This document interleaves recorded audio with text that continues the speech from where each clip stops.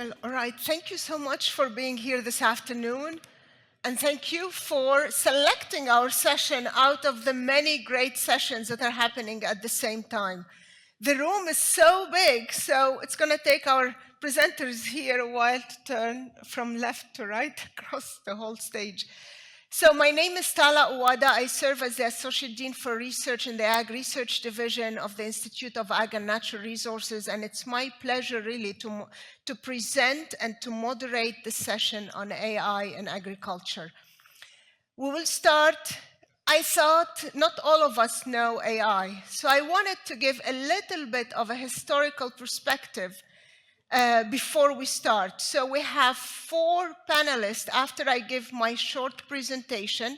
2 of them are going to talk about advancement in research and what they're doing in their lab, and that is Dr. Joe Luck, who is the Associate Director for the Eastern Nebraska Research Extension and Education Center, and he's also Professor of Precision Agriculture and the Biological Systems Engineering. Then next we go to Dr. Santosh Pitla, who is a Professor of Automation in the Biological Systems Engineering at UNL. Then we go to Dr. Will Otherholt, who is the Executive Director and co-founder of Grant Farm. It's a nonprofit organization, works as really creating an ecosystem of innovation for startups and one of the 10 innovation engines that were funded by NSF. And finally, we go to Mr. Rorik Polman, who is the owner of the Polman Farms, and he's one of our really true innovators when it comes to farming operations. I call him one of the early adopters and one of the co-developers with us at UNL when it comes to technology and innovation. And with that, I will give my 5-6 minute presentation on AI. So here we go.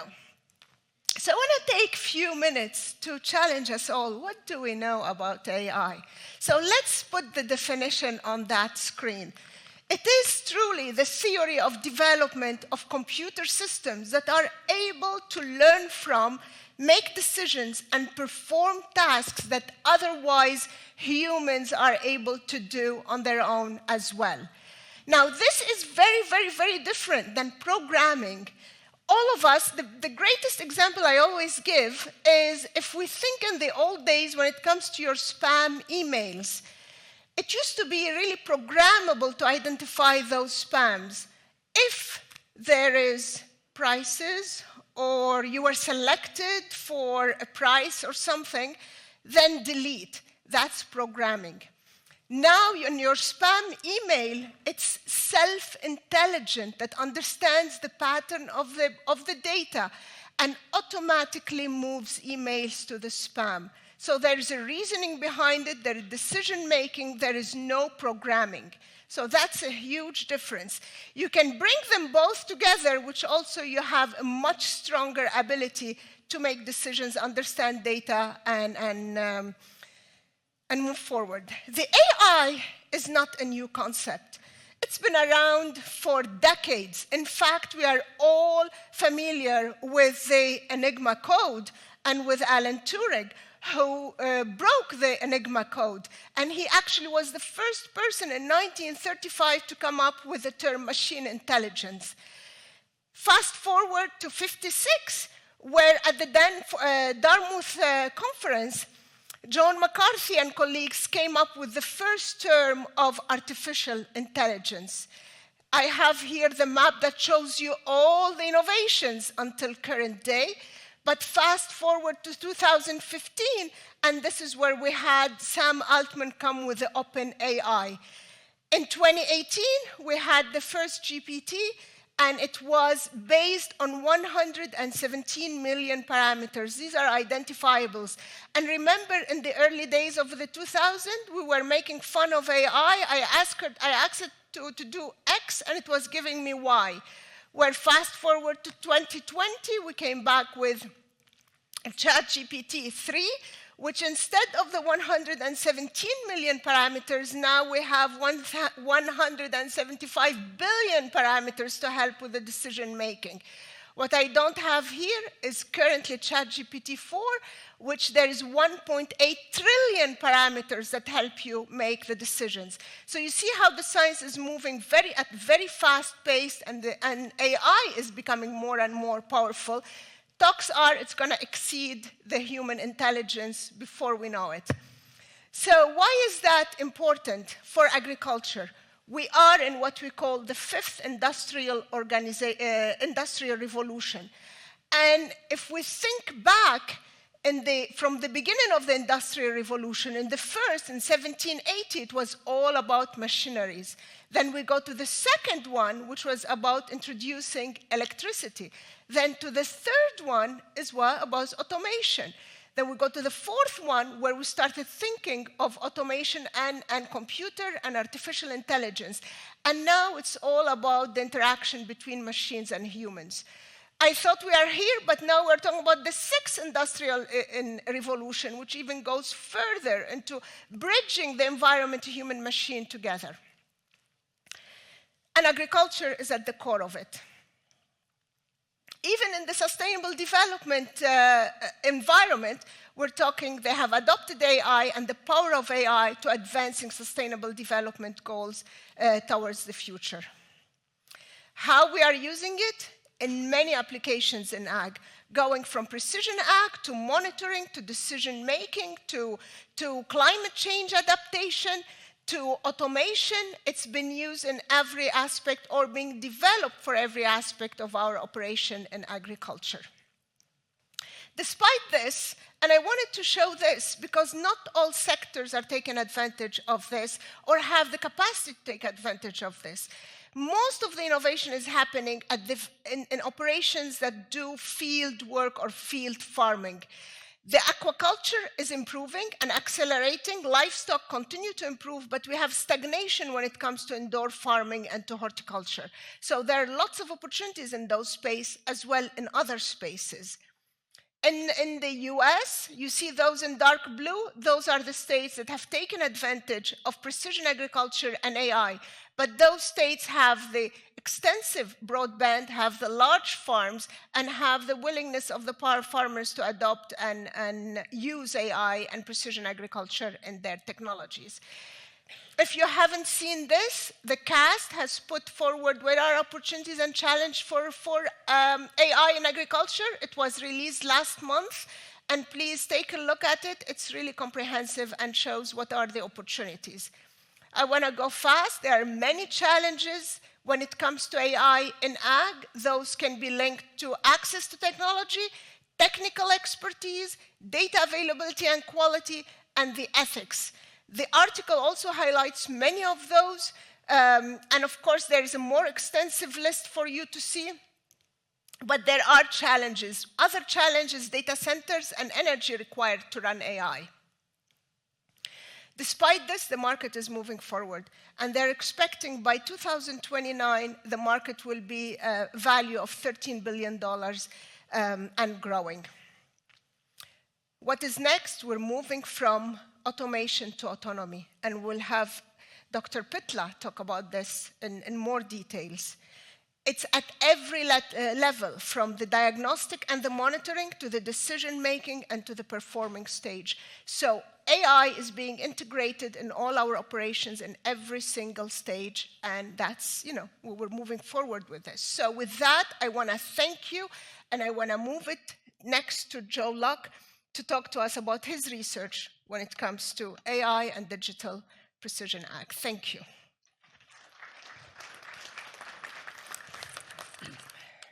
Thanks, Tala. Appreciate that. And see if we can get this presentation going. We don't have a lot of time. So, well, first is I'm not an expert in artificial intelligence, but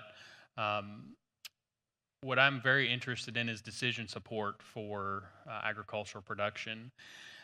If you ask me what are the future elements of what ag is going to be, I would say there's two really critical things. There's going to be more autonomous systems, more robotics. And behind those robotic systems, we have to essentially digitize what folks like Rourke do to make those robots function in an optimal way. And so to me, that's really where my focus is, and I enjoy working with in the next phase of one of my good friends and colleagues, Dr. Pitla. So if you think about the digital tools, there's a couple of elements there we have to think about. There's going to be a lot of data to collect and feed into systems to drive these digital tools. If we're going to have, at least for a while, farmers interface with these tools, we say things like humans in the loop or humans on the loop. The dashboards interface with those are going to have to be fairly intuitive as well. So we're going to have easy ways for folks to interface with that. And as Santosh, pointed out the other day, AI still gets a lot of things wrong. And if you're not a subject matter expert in some of these areas, you're not going to be able to know the difference between right and wrong. One of the things that I think about a lot is we've always, for many years, had one really primary goal for farming, and that is to raise as much crop as I possibly can. We know today, and we see a lot of examples of this, where farming is not a single outcome operation anymore. We've got a lot of things we have to think of. We know precision ag has helped folks with input efficiency. We have environmental concerns that we might want to manage for. So, if you haven't had a class in optimization, we have these multiple outcomes that we're trying to constrain and hit the optimal production. So there's going to be things like that, quite frankly, myself and the Excel spreadsheets I developed back when I was in optimization class will absolutely not be able to solve for. We're going to hear a lot from Santosh on robotics, so I'm not going to steal a lot of his thunder. But two things that I see right now in Nebraska already is we're facing labor shortages. Robotics are going to help with that. And then if we think about, we focused a lot on crop input decisions with digital tools up to this point. I believe that the timeliness of crop operations and responsive crop management, there's a lot of low-hanging fruit there that I think robotics can help us out with that we haven't had. So I'm going to just talk with a couple minutes about some of the things that we're doing in this space. I'm excited. Our N-Farms, so FARMS stands for Future Ag Research and Management Systems. This is a platform that we're going to launch at NREC. It should be open to the public in 2 months from now. That's when our ribbon cutting is going to be for this. But we're going to be stationed right in the middle of the NREC facility. You can see a rendering of the new building here. It's about 5,000, 6,000 square feet. It'll be one of the first spaces we have there dedicated for student, staff, and hopefully industry partners to come and work with us on technology projects right in the middle of a real agricultural operation. So if you're not familiar with NREC, it's a 10,000 acre facility that has a crop operation, a livestock operation, among other operations there. It's probably one of the closest things to a scale production system that we have combined in an academic institution. And I don't want to isolate N-Farms just to NREC. As I'll mention in a few minutes, we believe there's opportunities to connect all of our research and extension centers across the state through a digital platform. We're continuously deploying data and precision ag technology to study things at the research centers. Here's an example, a couple of examples of projects where we're looking at how do we deploy different nitrogen management systems. So not just thinking about the products and the tools and the decision support systems, and study what are not just the impact on agroeconomics, but what are we doing in terms of loss of the nitrogen through the groundwater, and then particularly loss of that through emissions. These are things that we're deploying with the ag technology we have at the research farm today. So we program these into the machinery. The farm staff go out and deploy the studies, and they don't even know what's going on when they do that. But we take that data and are able to make decisions and recommendations based on that. One thing I also want to mention that's really key here is we also have a really strong on-farm research network here in Nebraska. It's a great tool. We connect through extension directly with growers. So some of the technology that we've prototyped at our research and extension centers, we've actually then gone out and worked with farmers in their fields to test those further and further develop those. One of the things I experimented with my first yield monitor on a combine in 1994. So these systems have been around for 3 decades. At the research center, we've been logging yield data. So this machine goes through the field every second. It takes an estimate of yield in that different crop. So these are soybeans being harvested. The research farm's been logging that data for over 25 years. If you think about some of our other operations, this is a really cool partnership we're working on with John Deere. We're actually able to monitor in real time the tonnage, the moisture content, and the protein content of silage as we're harvesting this. So I can't go into a lot of detail just because of time, but the previous way that our farm team manages this, so part of our farm operation at NREC creates the feed for the livestock production system. And the way that they had to manage that silage operation has changed dramatically, literally within hours of getting a data set like this in real time where they could monitor what was going on and make adjustments to that operation. And that's something that they've never had before. One of the big things that we're really focused on, I would just say, is digitizing all of our research and production data. So we've been doing that for a long time with our production system, so our equipment that goes across the field, planting, spraying, nutrients, yield, weather data. You're seeing here one of the companies we partner with to collect and log weather data. I mentioned before greenhouse gas emissions data, so nitrous oxide, carbon dioxide, methane. These are just a couple of the systems that we use out there where we're automatically pulling that data in. I showed you before the picture of the nitrogen treatments that we're putting out. On top of those, in some locations, we're putting these sensing systems that are essentially every 30 minutes taking an estimate of the different emissions that are coming off those plots. So again, we can think about our multi-outcome system now where we're looking at yield versus emissions versus losses, and it's going to provide a lot of data to help us out with that, and being able to do the near treatments to each other, I think, is really key there. I'm probably going to skip over this one because I think Santosh is going to cover it, but the robotic piece, that's something that we're also demonstrating and deploying. One of the things I think I just actually mentioned to him, but in the near term here, having what we're going to call our autonomous acre up at NREC. So right outside our in-farms facility, we'll be doing as many operations as we possibly can that are not, driven by an operator. We use UAVs constantly at our research center.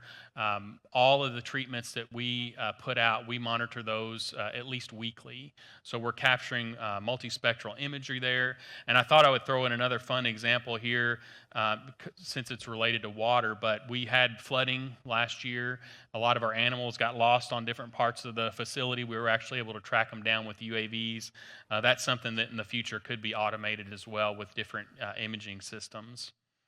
One of the things we're really excited about, so Santosh was just reminiscing with Rorik. We had a conference a couple of years ago. Rorik live streamed from his farm into the meeting to do his presentation using the same technology that you see here. These are wireless transmitters that are around the facility, and basically any piece of machinery that has a mobile unit embedded in it can access this wireless network at up to 150 megabytes per second upload and download speed. So essentially we have broadband access across the entire facility for any piece of mobile equipment. So I mentioned before that we're trying to digitize all of this. One of the things that we've been working on for a year and a half now is what we're calling our ag data management and analytics platform. So we take all these different data sets and we're able to link these through APIs. So all of our research equipment data actually goes through John Deere's Operations Center. Automatically that data then comes into our ag data management platform. Any of the research data that we collect, some of it we still have to transfer manually, but again, this is something we're moving towards, is digitizing all that data. So it automatically comes into this platform. I think this is an example of where we want to link across all of our state, this digital platform that we can store and access all that data. The AI potential for this system, obviously, when we think about machine learning, one of the things we really focus on is data quality. That's why we have a lot of staff, we have a lot of equipment at our facilities We're really trying to generate the highest quality data that we possibly can. And if you ask me, we've always known when it comes to agricultural tools, agricultural models, the old phrase is garbage in is garbage out. I think that's going to be even more critical when we think about AI tools, because they're basically going to be training themselves on this data. It's going to have to be high quality data. Another thing that we're thinking about is how do we share these data? How do we share this information out with individuals? So the ADMA platform, obviously that's going to house a lot of research data. Researchers are going to be able to access that data internally. Industry partners may want to access that data to develop their own tools and technologies and be able to test them in that operation that we have or other operations across the state. So there's that capacity. Right now, there's actually a Copilot tool built into that. So if I ask the tool for I want all the yield data, it just automatically brings all the yield data out of the tool and dumps it into my a zip folder for me. But how do we share that out? So what we're working with, if you think about the ADMA platform, is thinking about sharing that externally. So this is an example of a website that we've developed where basically in real time we'll be able to share out these studies that we're doing basically across any of our research farms if we want to. So this is an example of a nitrogen. I think I actually showed you the treatment map for this in an earlier slide. But what we're hoping to do is show people, here's different nitrogen management plans that are out there. What is the impact this week on crop health? And maybe down the road, a farmer might say, well, I placed this 250-pound nitrogen treatment out. It's the middle of July, and at their farm, it still looks the same as the 100-pound treatment. And just get people to think about how these different management practices might be useful in their operation, maybe make that local connection. So that's all I had prepared for slides. We're really excited about this initiative. We're excited about the potential to have a space to work where, again, we're hoping industry can be a big partner here too, not just through startups, established companies, but all the folks that are working in this space to try and create some of these digital tools. And there's absolutely no question that artificial intelligence is going to be a piece of that, especially when we start to think about these multi-outcomes that we're looking for in our ag production. So with that, I think I'll turn it back over to Tala. Thank you, Joe. We will hold our questions till the end. Please join me welcoming him.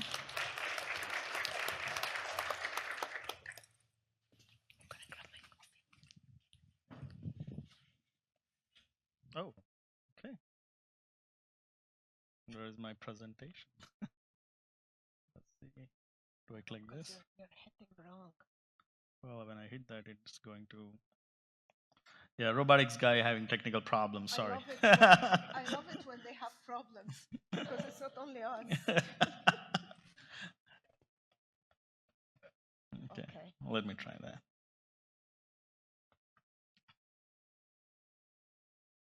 Where are our people? All right, you can see a robot running here. Before we figure out what's the presentation. So actually, this is great.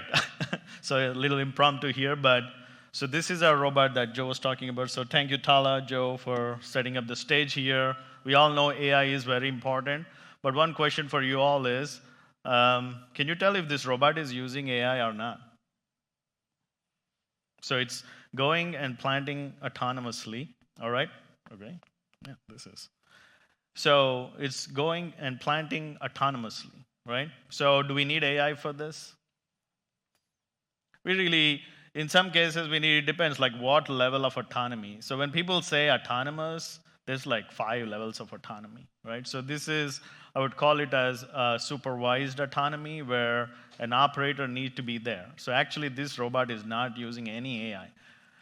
So the bottom line is that we don't need AI for everything, okay? So, so this is our 60 horsepower robot that is actually planting in the field. Really, I need my slides now. So, all right, so I think it's just playing all the videos.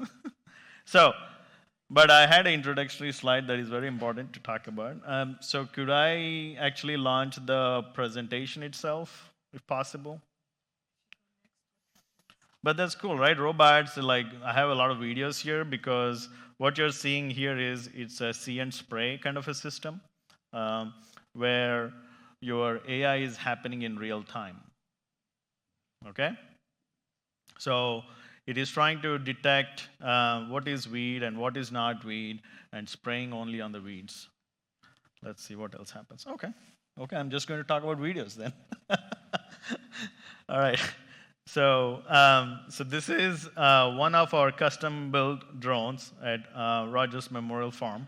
And then this is trying to use real-time AI, and same way with this one here. The corn you see there is actually planted by our robot. So our robots work, really, and we harvested that crop. And this drone is taking off autonomously, and it is going from point A to point B. So you can say that, well, all DJI drones can do that as well, correct? But then here, we put our own software and hardware, and we want to optimize it for AI applications. So let's say, so for example, the whole point, you think about when we talk about autonomy, it's like, hey, 24/7 operation, right? But then we need to have intelligence even when the conditions are not perfect. So here, there is one drone trying to track another drone, even if there is no good lighting conditions, right?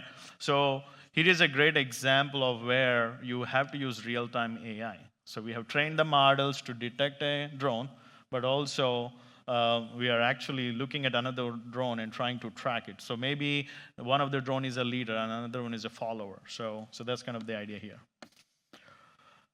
All right, let's see. Man, total. All right, so I think my slides have not launched, so that's my main thing.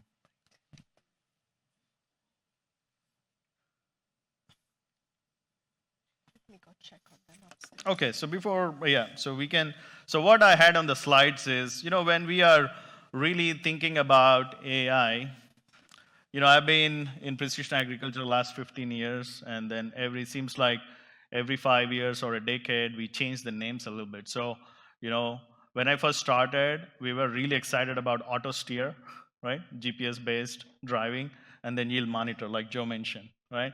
So at that time, our word was precision agriculture. Then we transitioned into digital agriculture, right? Today we call it digital agriculture. I think in the future, maybe we will be calling it as smart and autonomous agriculture, because the smartness is coming from AI and all the experience that producers have. There you go.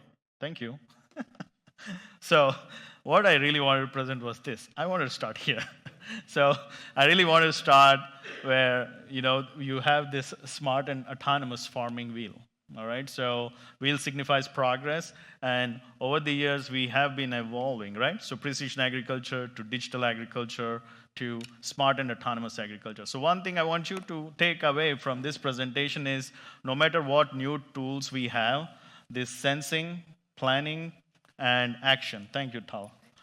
So sensing, planning, and action is not going to change. So this is the cycle, right, that we need to work with. So we have many tools. We have drones, right? So we have satellite imagery, and then we have UGVs. So if you are a researcher working with drones, you'll be saying, like, the drones are the best thing, right?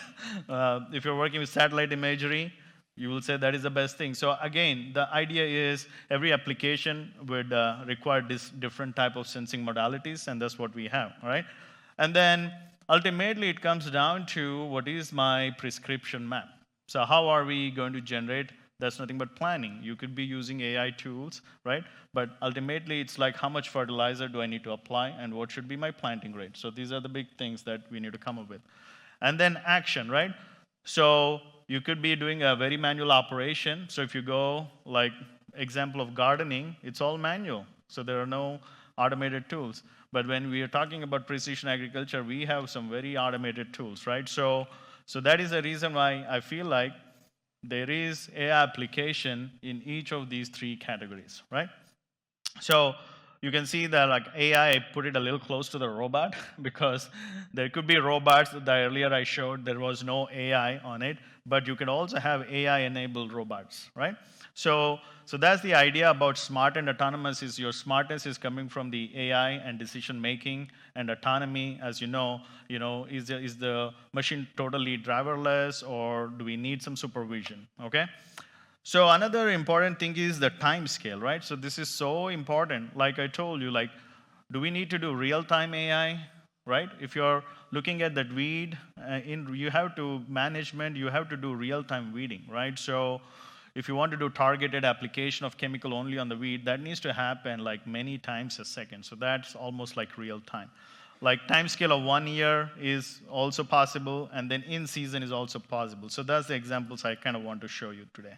So anyways, given where we are today, AI is the center of these digital agriculture, right? And then, and again, there's a lot going in autonomy and driverless tractors. But the thing is, in my view, we are at a scale of between 5 to 6. So 0 being highly manual operation, and 10 being fully autonomous operation. When I say fully autonomous operation, what I mean is I push a button on the machine and I go on a vacation to Florida. So that's what I mean by fully autonomous. Can we get there? Well, we might be if we use AI, or maybe we cannot. So that's the point. But so far, I think we are at a scale of 5 to 6, where we can give a machine a path to follow, and then it will go and do its operation, okay? So as if there was not enough AI, we now have generative AI, which can create its own knowledge. So with all the information that we provide, a generative AI can create new knowledge. So what that means, so let's say I upload the dissertations of my students' thesis, and I ask AI to create a new thesis, it will create 10 different flavors of research methodologies, right? So that's the age we are in, which is the generative AI or the Gen AI, right?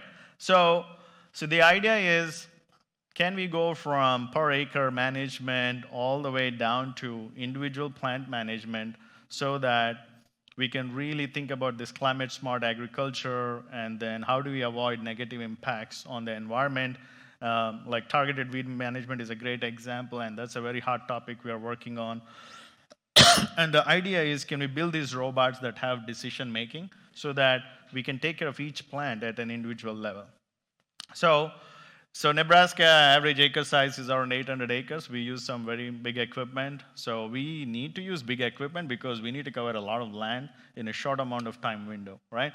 So, but in the future, we could be having these autonomous robot. So instead of one 600 horse tractor, can we use 10 60 horse tractors? And now you can have one person managing 10 tractors, so that's kind of the idea. And we can use the autonomy and the AI to do this. So these are all the platforms that we have. So I open invitation, anyone wants to see these robots, it's on East Campus, so feel free to come down, just let me know. So we are working on different tiers of robots with different intelligence levels.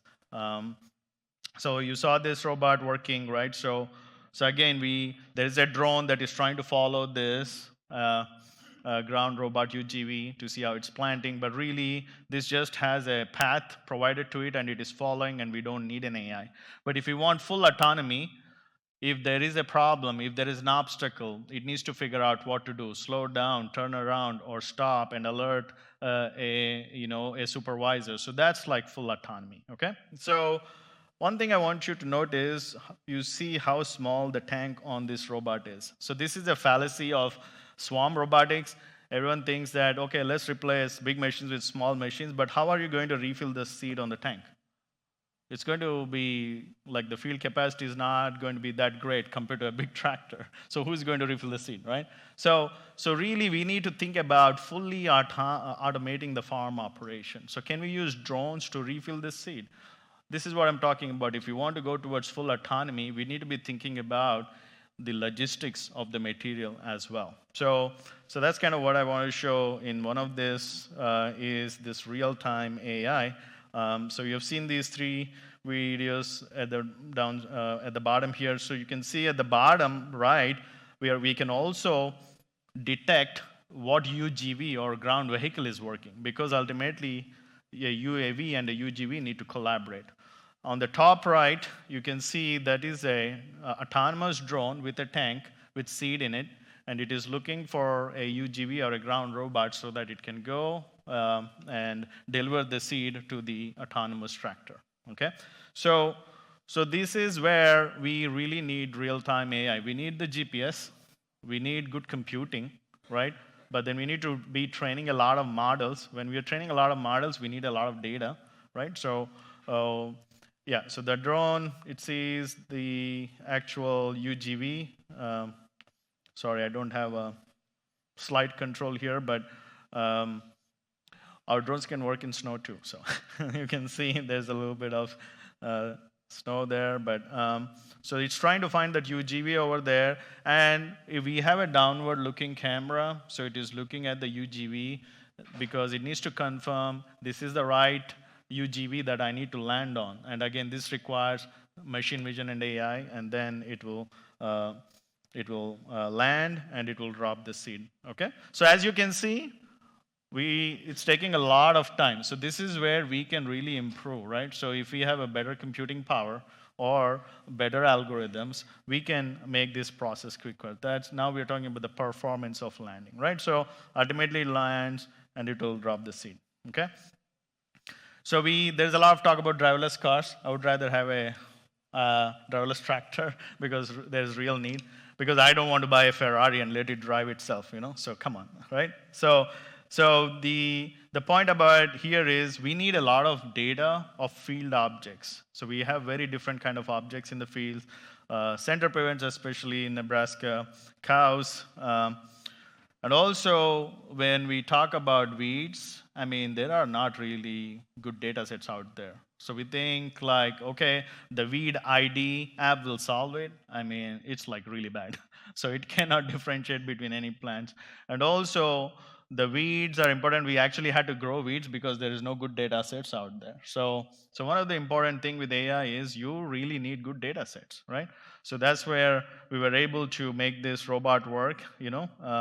At least the first 45 days of growing season, we want to do targeted weed management. So you need real-time AI. And another project that, you know, we are working on, you know, at NREC with Joe and the team is like, can we do cloud computing? So we cannot put big computers on every robot, but if you have good connectivity, like Tala mentioned earlier, if you have good connectivity, this is exactly what it will solve.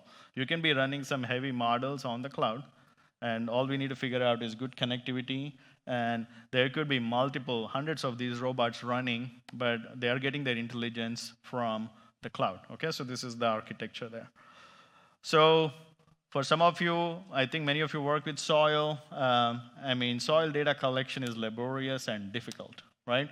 So we want to see, can we use a probe to get this soil data? And again, we need to use satellite image, actual ground truth data, lab data, and then we're trying out this new probe to see, can we predict, you know, soil health parameters? So finally, what I would like to say is we're working on this LLM, or we call it AgWise, and Y stands for wisdom, and the wisdom is with the farmers. It's not in the AI model. We still need human in the loop, right? So years and years of experience has a huge implication how good your AI model is. So we need to have human in the loop AI models to make them better. So one thing I would say is all the ChatGPT or AI models, they are always trained to give you a really good answer. They'll never say, no, oh, I'm sorry, I cannot answer. It will give you an answer. But the problem is the answer, how accurate is that answer?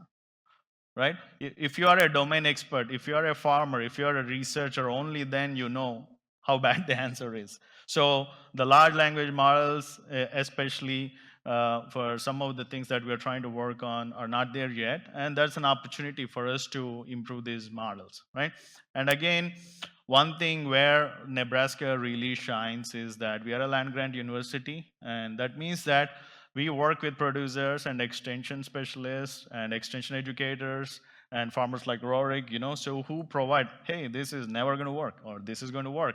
If I give a LLM or a language model, for example, what we are working on, they can give you this insight. So this is really, really hard to replicate in other states where you don't directly work with farmers, okay? So you could be having a chat bot in the future that is trying to answer some of the questions you have, but it needs to keep on improving based on the human input. So that's why I think human in the loop AI is going to shine in the future. So there is something really good AI can do, something really good we can do. So I think it's just a deep collaboration at a deeper level that will really help solve challenging problems. Okay, that's all I have. Thank you, Santosh. Okay, any questions or? We said we're going to keep them to the end. Towards the end. Okay. Thank you.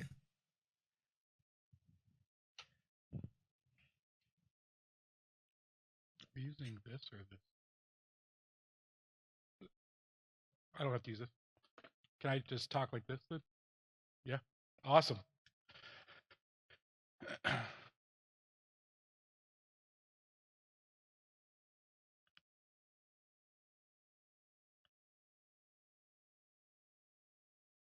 All right, everyone.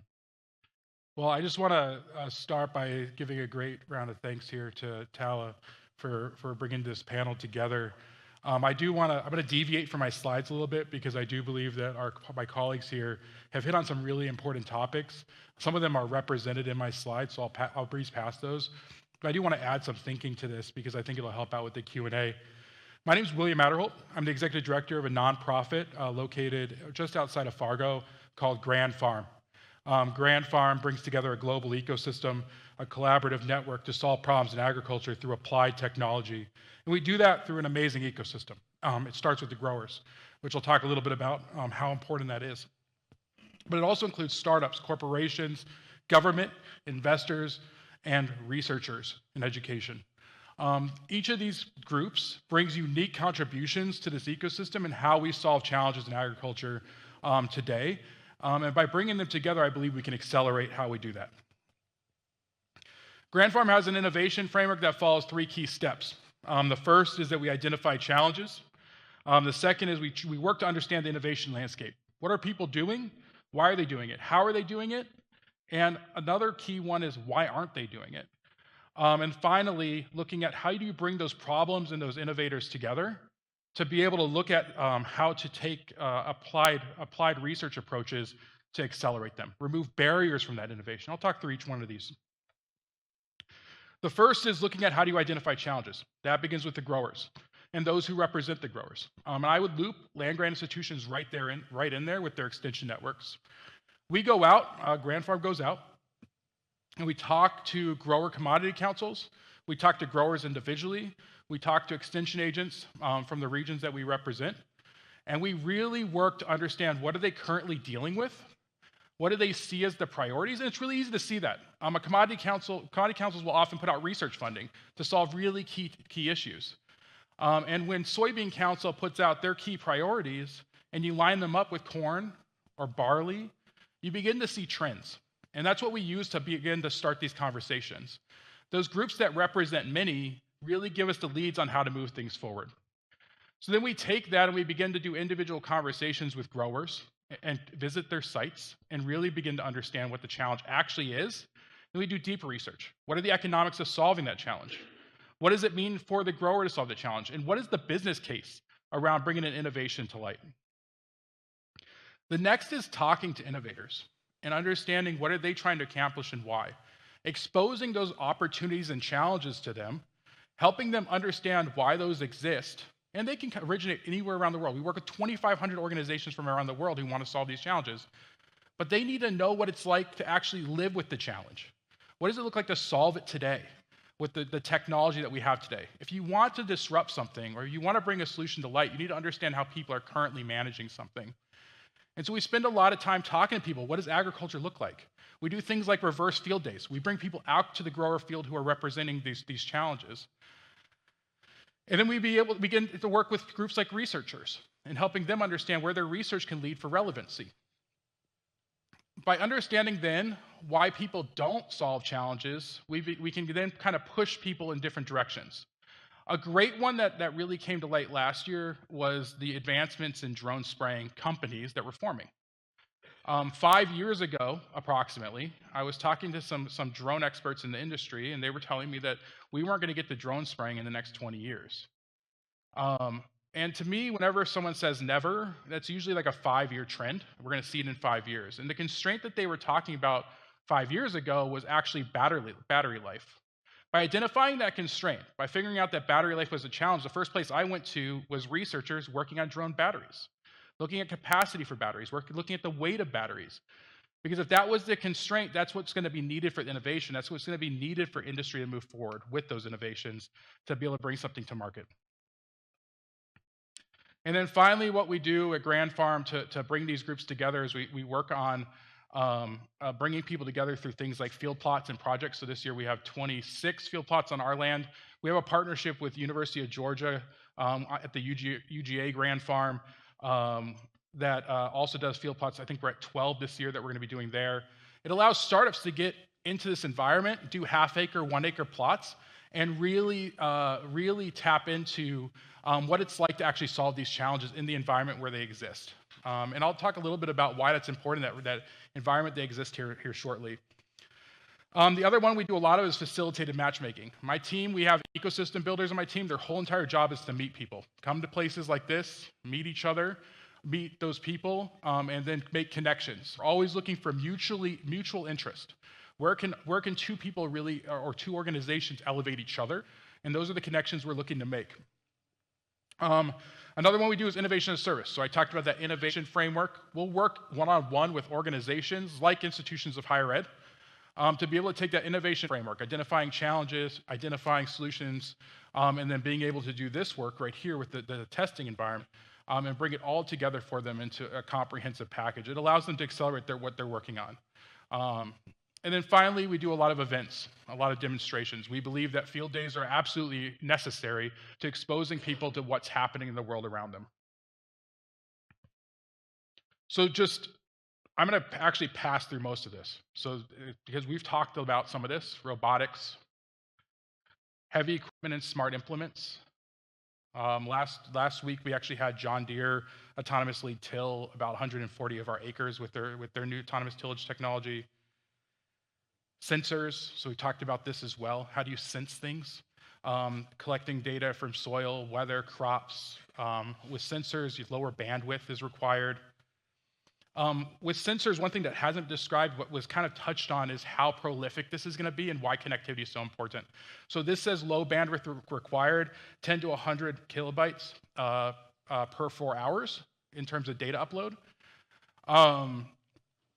What's key about this is right now we're seeing about a 30% uptake year over year on farmers' land in terms of sensors they're using, infield sensors they're using.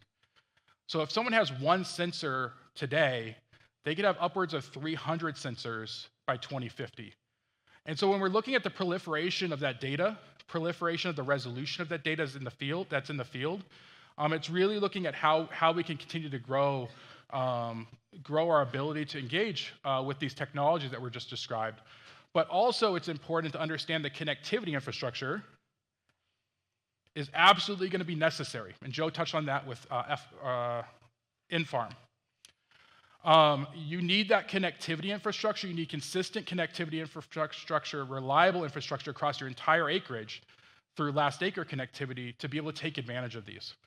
One of the things I talked to a lot of growers about who are beginning to adopt agriculture technologies is while their soil was their most valuable resource and will continue to be, and their ability to grow food, their ability to access data on their farm is actually contributing to their land value. And so being able to understand being able to take advantage of these technologies in the future is being weighed in the calculations of risk and people being able to invest in property. So this is the connectivity test bed that we have. Okay, so I did promise I did want to talk about a few things here. I got to do a cool TED Talk last year, and it was a lot of fun to talk about what are the unique challenges. And this is where we get to kind of elevate what we've kind of gotten into and why this data is so important. Has anybody, raise your hand if you've played sports, a ball sport, soccer, baseball, softball when you were growing up? Okay, so whenever you're playing a sport, you're throwing the ball, Like for instance, I'm going to do baseball right now, throwing the ball, catching it, throwing the ball, catching it. You're aiming for a perfect throw every single time. And that's what you're doing with AI. You're training it to do the same task over and over and over again, showing it different things. And maybe you're throwing it so you're catching it over here, over here, over here, over here. But then if you were to switch sports, it changes the motion, changing to football. And you're trying to train it to do something different. In agriculture, we're doing much of the same thing.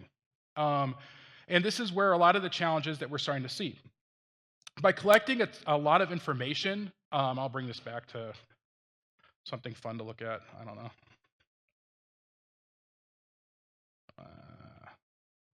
There you go.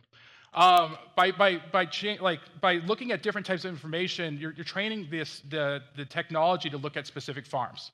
We call this the contextualization of farm data. If I use Grand Farm 600 acres to train AI, and I try to bring something to in-farm, that AI model may not be accurate because you've lost the contextualization. When you're training something, you're having it look at patterns over and over and over again. And what's really interesting about farming is the property next to you might have completely different insights, completely different information. And so what you're looking at is this challenge of interoperability of data. How do you pull things together? How do you pull the data together so that the AI models are actually accurate? Often when I'm talking to growers, they're telling me things like they tried to adopt something, they were told this AI model would work great for being able to look at precision planting, but it actually did worse than their own insights. It actually performed worse than what they were doing the year before because they were relying on the computer system. When I talk to growers about what that means to them, they're like, well, I've been doing this for 30 plus years. I have the best insights on my farm. And a lot of that is pattern recognition. They're looking at the pattern of their own land, and so they're going to outperform those AI models. What we're starting to see is, like what Joe was mentioning, is looking at how do you pull data across an entire state together? How do you begin to build interoperable data sets so that you can look at contextualization of data across different farms? And that's absolutely necessary as we look at the ecosystem of people trying to bring forward solutions. UNL, amazing researchers in terms of being able to bring together these AI models that were described earlier, but what happens when you want to bring a Soil Tech Wireless, a startup who doesn't have access to that data?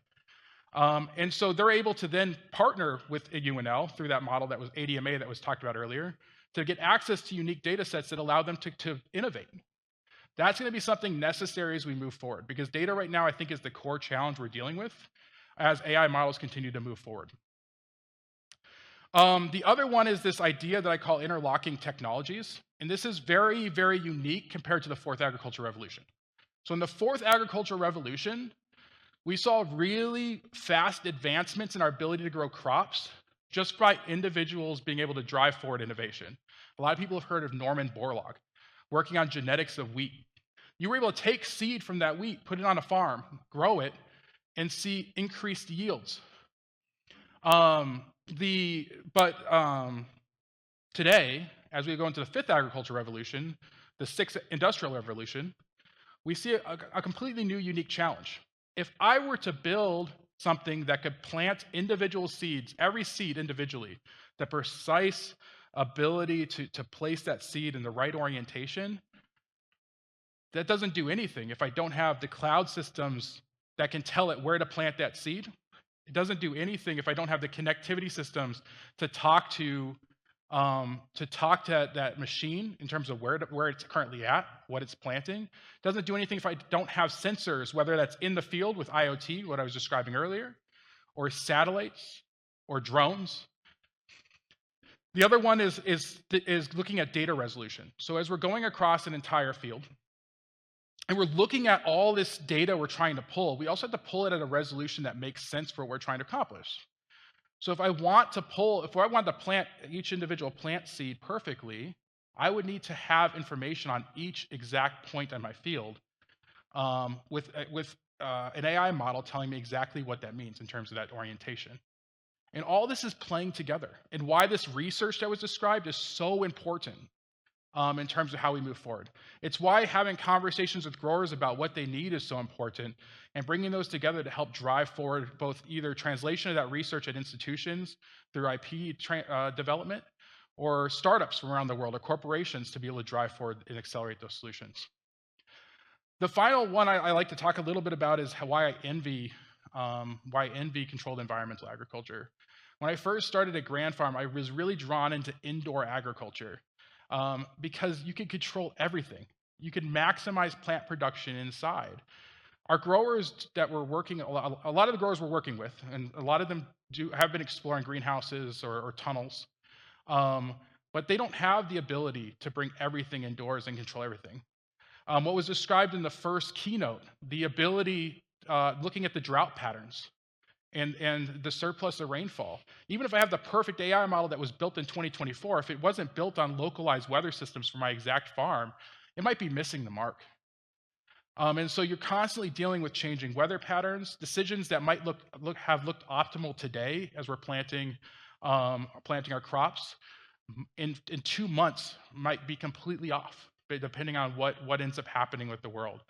And so we're looking at things like resilient genetics, the ability to empower growers with other crop protectants, and being able to do other sorts of things with these technologies moving forward.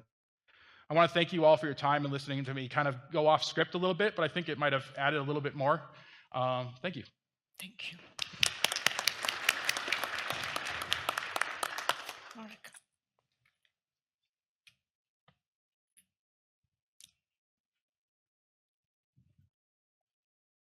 Am I hooked up? Do I have to talk into this? No, purposely. If I would have had a set of slides right now, I would have not had anything left to talk about.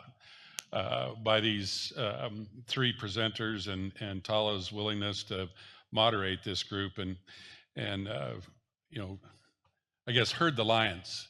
It's not herd the cats because that is a little bit little easier. That's more like chasing our 13 grandchildren around at Christmas. Where herding the lions is taking this kind of information and investment and research and study and turn it into actionable items that support and inform a producer. So why? Why AI? I'm glad that Will made the comment about the autonomous tractor. We had one, probably the same one, ran in our farm 3 days ago. And they take a digital image and they upload it to the cloud. They drop it into the tractor. It was on a pivot that was going to be planted to potato. And valley pivot, well at the center, trees and grass around the outsides that are through some habitat programs. And we made it very clear, do not turn around on the grass and make sure that you don't hit our pivot. And they assured us that that would happen. So it took off. And because of the soil survey, it was assuming that the ground was all the same, or through this survey was all the same. But what they didn't know is we fill our pivot tracks with wash sand. Well, why would you do that? Well, it's better for the longevity of the tracks. They don't get stuck as often. And it's a cheap way to go in as opposed to keep raking in your valuable topsoil into those pivot tracks. So the tractor took off. And with its AI, it came to this track and it says, whoa, this is different. And it stopped with all those cool cameras and everything.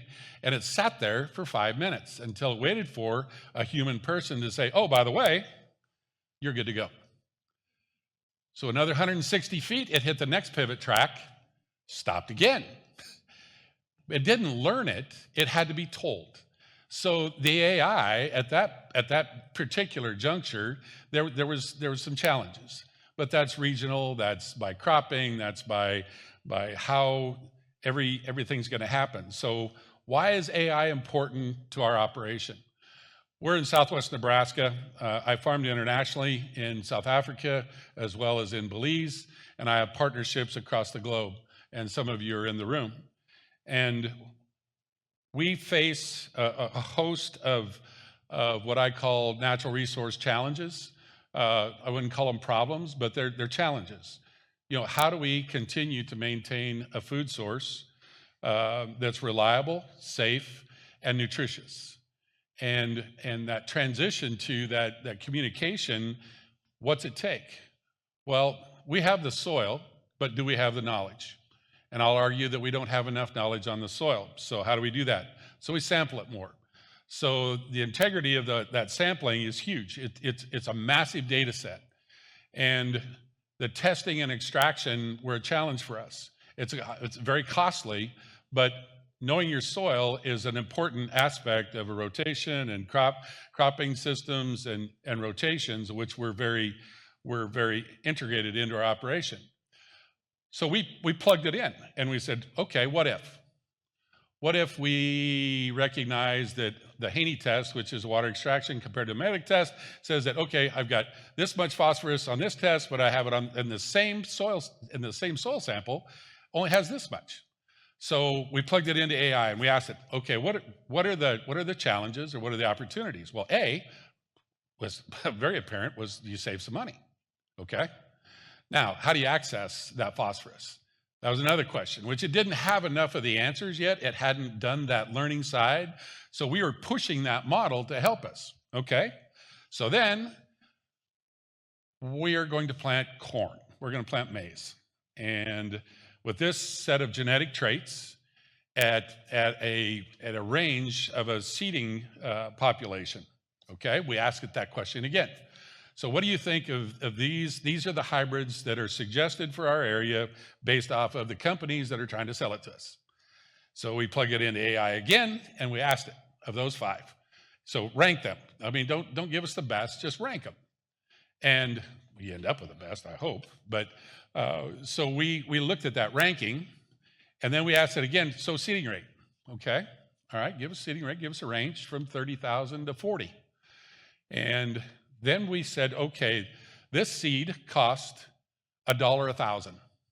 This seed costs $1.20 a thousand, and this seed costs $1.50 a thousand. Ran that back through. What do you think that prioritization did once you put the economics to it? It entirely flipped that 1 through 5. Entirely flipped it. And so we didn't understand why it did that. I mean, we didn't know the right question to ask. But what it did allow us to understand about AI was those road ditches, and that's little farmer lingo for the parameters that all the researchers want to work inside of, is those parameters were important to us, but it was still that practical knowledge that will, that will, put out there that there's still that ground truthing, that seat, that butt in the seat. What we call it in farmer lingo again is we pretty well know our fields if we've been there a while. So put this in that perspective for AI, we go, okay, so how long do we have to wait? Who do we work with to get the parameters and start, what models, what research, what portions go into the AI that we can then have trust? Because at the end of the day, a producer, landowner, it's all about trust. Every interface, whether it's research extension, whether it's your seed guy, whether it's your fertility guy, your insurance guy, it's about trust.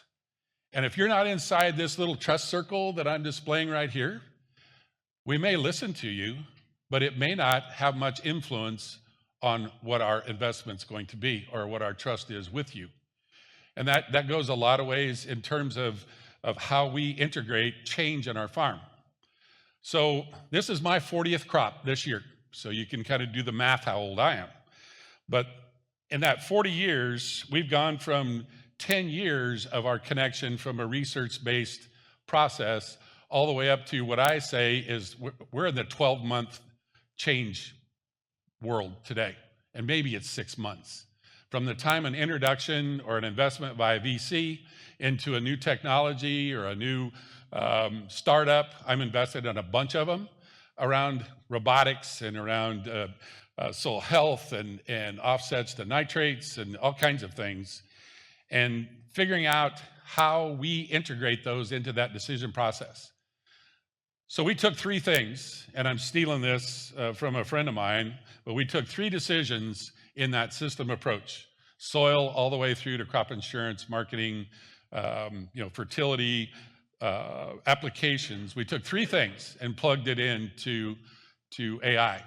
And we asked it, what are the combinations of these 3 things? So seeding, seed type, seeding, and then fertility.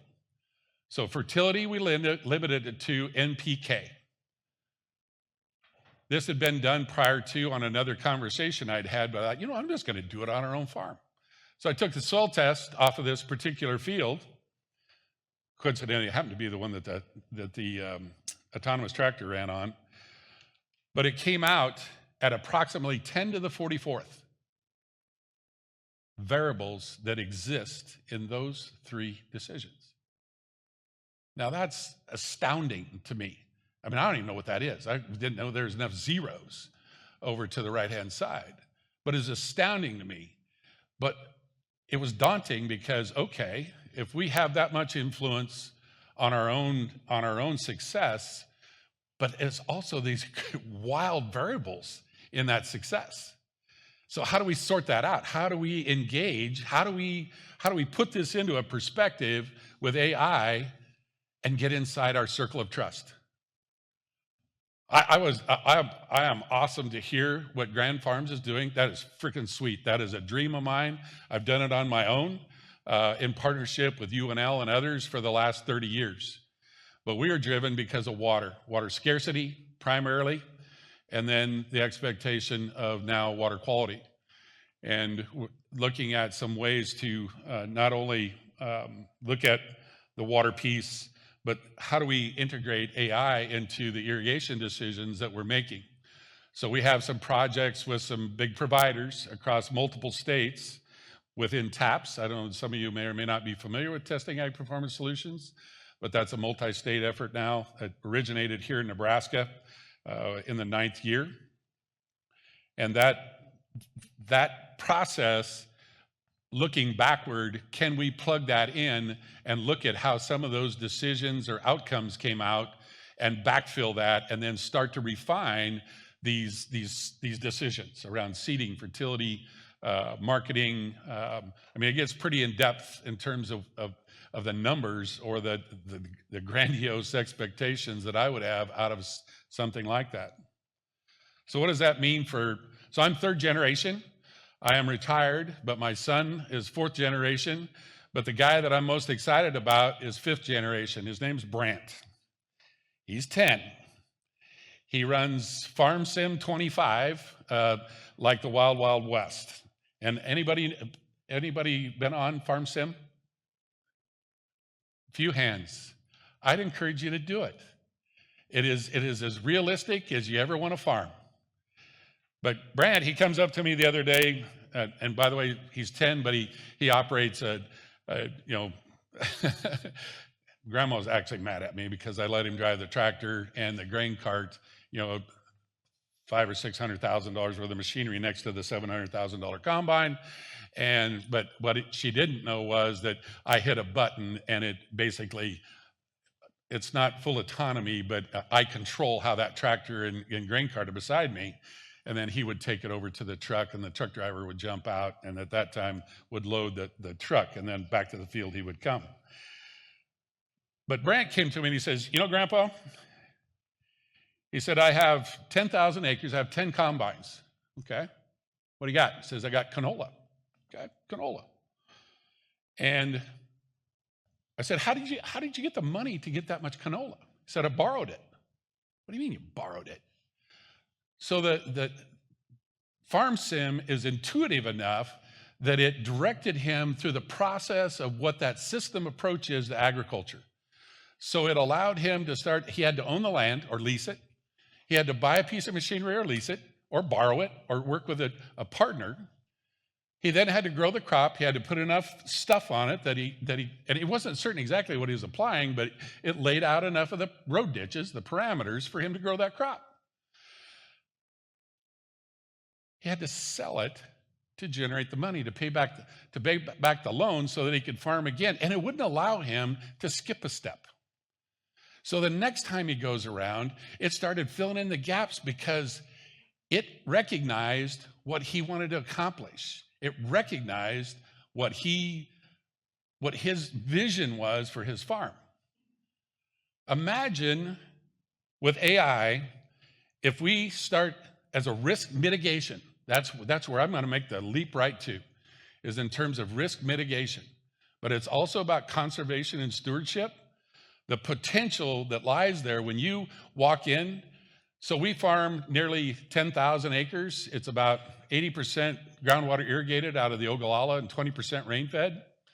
And we do that with about $4.3 million worth of machinery. Combine, corn head, flex head, grain carts, 2 tractors, and a 36-row planter, and a sprayer, John, all green. What I wanted to query about was, okay, so you got all these grandiose ideas about regenerative. Back to Will's point, how do you integrate these things into it? If I can query AI to help us think about our next investment in either a tool, sensor, I've got probes, I've got telematics, I've got more stuff, I got more apps in my phone to run our farm. But AI, I think, is going to set the stage for us to continue to ask the question. But somehow I have to be able to tie that out. I have to have some ground truthing that goes beyond our own farm. So is that on end farms? Is that with Grand Farm? Is that with industry partners? Yes. I think all of those. I think we have to check all the boxes that put us in a place that AI allows us to think, expand, and grow our horizons. It's going to take a while to get inside of our trust circle. I'm just going to tell you. It's going to take a while because we have to know what the parameters are, what those pieces of the puzzle, if they're not regionally biased to where we are, there are differences. I compete in the TAPS in Oklahoma. I won it here on the most, whatever it was, I don't remember, profitable or something, but I went to Oklahoma and finished dead last in Oklahoma. And I only got 14 seconds here. Why did I finish dead last? Because the regional differences and how they grow the crop are significant compared to Southwest Nebraska. These guys are top operators. And the economic importance of how they operate compared to we are is significantly different. So it put me at a disadvantage. So very quickly in year 2, I ended up 10th. And in year 3, I ended up 4th. I never did get first. Those guys are good. They're really good. I want to thank DWFI, Tala, and what an awesome hand. Appreciate it. This was good. Thank you so much. Thank you so much, Lorik. Thank you so much, the panel. Thank you for staying with us. We are open for questions. I'm not sure how many minutes we have. We have around 13 minutes for Q&A. There are 2 microphones at the sides, so feel free to use them. Or if you're loud enough, I'll repeat the question via the microphone for our panel to answer. Questions? Okay, we can start with Prasanna, then go to Ryan, then go here. Thank you. You want to be loud or you want to use a microphone?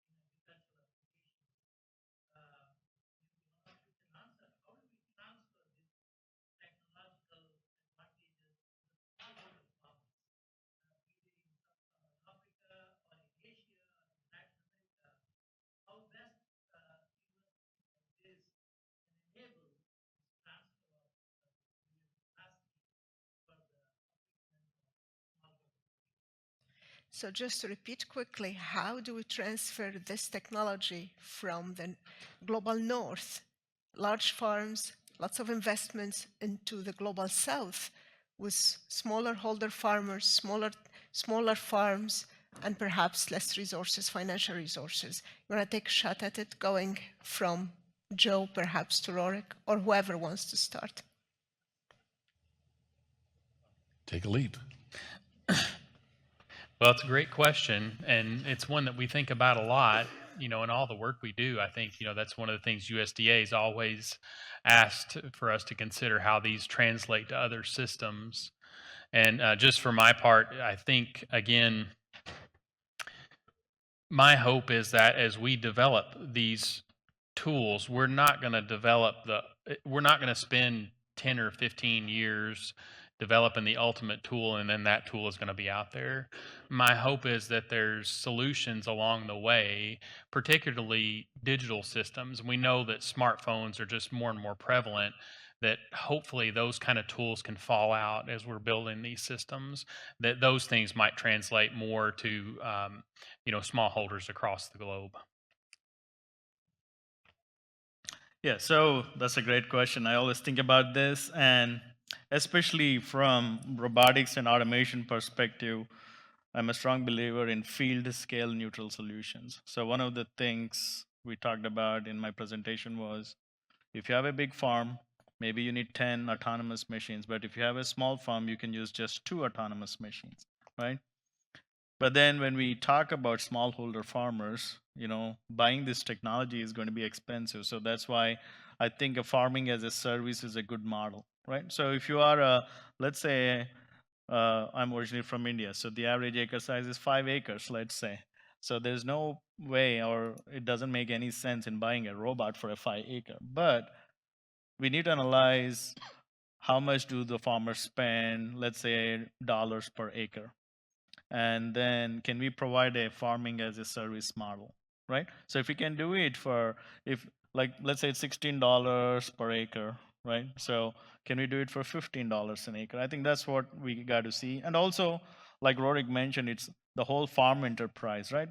So where can you get the maximum return on investment? So we really need to analyze that first, and then we have these bunch of technologies and identify and really rank what are the top 3 that are suitable for this. And also in emerging small markets, another big thing is the markets. Markets are not fully developed. Here we can do commodity trading, correct?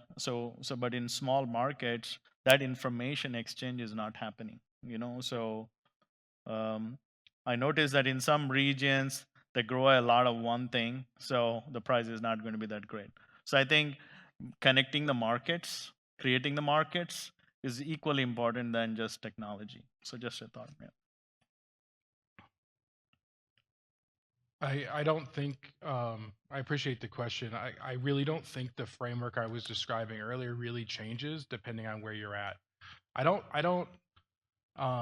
The reason why Grand Farm now has a partnership in Georgia is because they're so different in terms of the cropping cycles, the crops, the soil type, the resources, resource management, as opposed to North Dakota. Western North Dakota is completely different than Eastern North Dakota. I've also had the privilege of working with some of the tribal nations with their unique cultural appreciation for crops, how they grow foods, and then what solutions they'd like to see, as well as countries like Japan, Saudi Arabia, Ukraine, UK, Rwanda. And in each of those conversations, it follows the exact same framework I presented. You got to talk to the people that it's affecting. What are the opportunities they see, the challenges they see, and some of the solutions. Like I've been able to almost take those small sensors that I had on my slide. I skipped past it now. I wish I didn't. Those small sensors to almost any country. They're about $100 US a pop, but they're very resilient, and they really help with understanding some of the resource management problems. But I'm not going to be able to take an autonomous full-size tractor, right? That might not be the right solution. A lot of the nutrition stuff that we work with will be applicable for nutrient management. It's scalable, it's resilient. But each area is going to have its own unique challenges we got to look at uniquely. 1 acre. We're capturing, evaluating, and looking at 1 acre increments. We want to get the sub-meter. So if we get there, and we're not far from it, if we take that assessment for that same smallholder farmer, and we provide that inside of a smartphone with a process to go through, that they can put their own parameters in to what their challenges are, or what their access to capital, they can work inside of AI. I think we're going to help provide and sort and create those road ditches that allow and promote that kind of interface with their success. I don't think we simply have to think about taking a John Deere autonomous or a drone or anything to that level. We don't have to. We need to take the fundamental part of what agriculture is that piece of ground. And the activities that happen on that, at whatever scale, it can still be brought into that one particular piece of real estate, and then create that conversation through AI. To me, I think that is generationally a challenge that we got to put upon ourselves, is figuring out what the value, what junk in, junk out. I think Joe said that best. How does that ball, that mix, land and make it accessible to them? So it's simply making sure that they have a smartphone and good cellular or connectivity. Maybe that's as simple as it gets, and we figure out how to get them the data or get them the solution or the opportunity for solutions. Ryan, you have a question? Oh, okay. Go ahead. I have a question from our online audience. This is from Aline in Brazil with an organization called Simpar.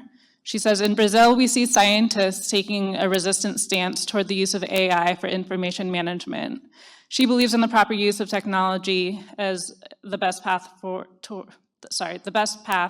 towards sustainable production, including the management of water resources, soil, and overall crop management, and wonders if you have encountered this kind of resistance.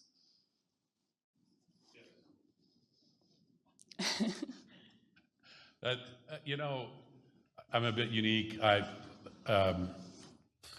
Data is history. I mean, the minute that it's created, it becomes historical from my perspective. But it's important to build that historical into what got us here. What are our successes? What are our challenges? What are our losses? But our concept is, if I can't share that with Joe and Santosh and anybody else in the room, then what good is it? And I think more of it in terms of how do we maintain the autonomy, or that idea that it's available, but it's hard to geolocate back to me, as opposed to this particular piece in Lincoln County under Section 231335, that's where it resides. So I may be a bit unique there, and I know that really caused some angst among my neighbors and friends around the data, that they fear that ultimately it will get into the hands of a resource manager or a banker or whatever that case may be. So figuring out what that relationship looks like, I think, is really, really important. But I think you're going to have to bring that collaboration together. You can't resist it. You got to be able to go to the table and sit there and be able to be a partner or part of that collaboration. I would just add, I think, we do have a short history of data agreements, and I think that's going to be one of the things that the next evolution of that conversation is going to be. These systems that are basically generating new data, they're generating new recommendations. It's going to have to follow along that. So what are the ownership of those derivatives, and how are those used? I mean, they don't need to be used against the people that are generating that data, like Rorik. And the only thing I would say is there definitely is going to have to be boundaries on this. But I just think about it. I tell the story that, my dad, who's, I think this is his 46th year of farming, still manages off of a pocket calendar. So a lot of people have seen those little calendars you put. And that's just simply not going to be possible in the future. Our farms are changing in size and scope. Again, they have multiple considerations to make, just not on the input side, but on the output side. And we're going to have these types of tools to help manage that most efficiently. It just can't be done in the way that it's been done in the past. So I think it's just something we're going to have to keep moving towards, and hopefully make it responsible, I would say, and accountable. For one quick question, Ryan, and then I want to take the opportunity for each of you to take 30 seconds exactly to tell me, how do you see the future? And for the next question, the panel is here. Please feel free to ask them after the session is done. Ryan, go ahead quickly. Thank you. Thanks for the panel. As we enter the era where Brant operates the farm and Brant's children run the farm, and we accelerate forward with quantum, with the potential for nuclear energy satisfying the needs for data centers and competing with ag land in these environments. Is it unknowable or just yet unknown about what the future farm operator is, and how do we prepare to contribute to their training to be successful? That's good. That actually fills with my question. So that's your last question. Here you go. Who wants to start? This could get a little emotional for a lot of us, I think. I've got a 4-year-old daughter who sits behind me in her car seat, and when I was behind my dad or mom when they were driving in the car and I was in the car seat, I'd mimic them driving.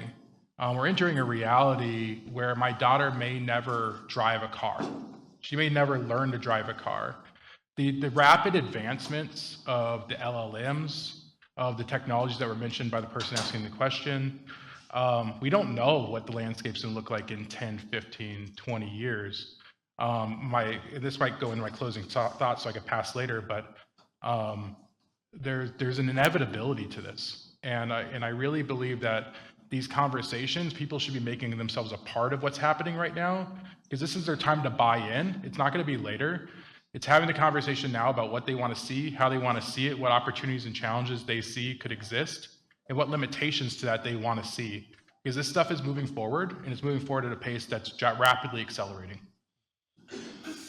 Yeah, I think that's a great question. I just think that we need new challenges, right? So we can go farm on Mars and Moon.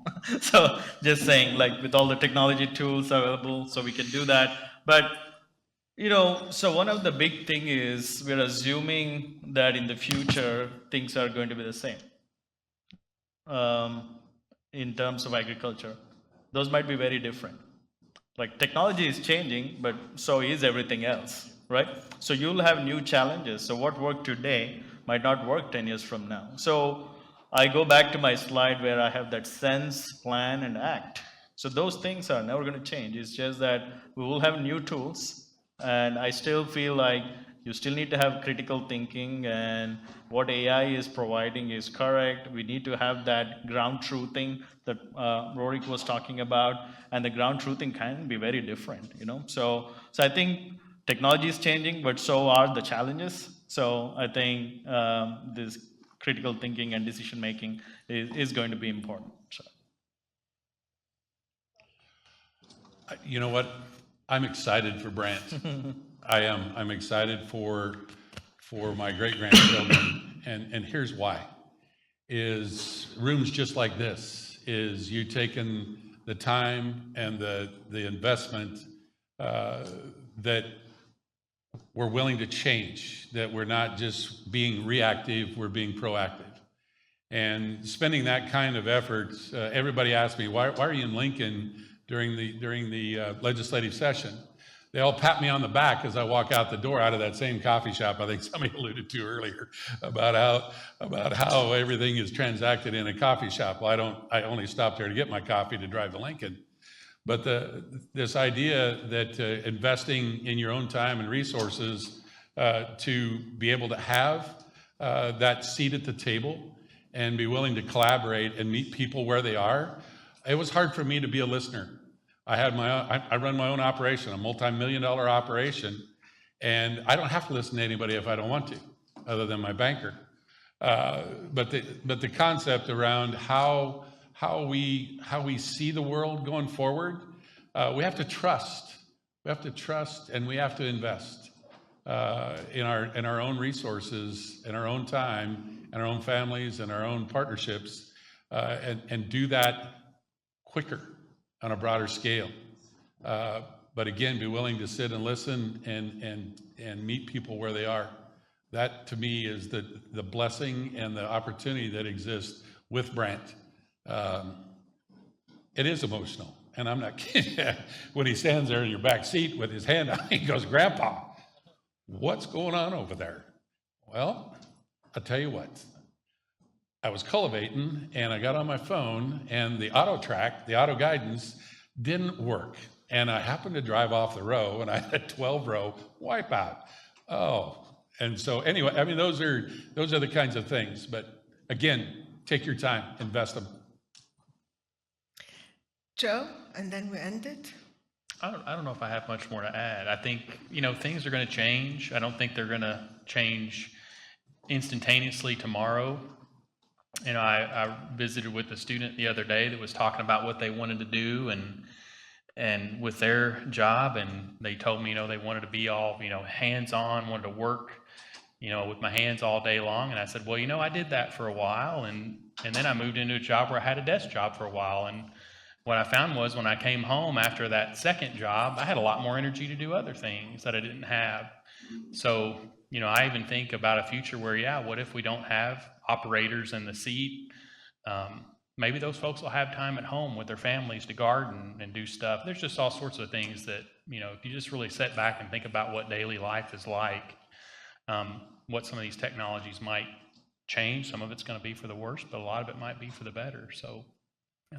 Well, thank you to the panel. Please join me thanking them again. They will be here. They are here for the reception. Please take the time to chat with them and ask them more questions. Thank you so much for staying with us. Thanks.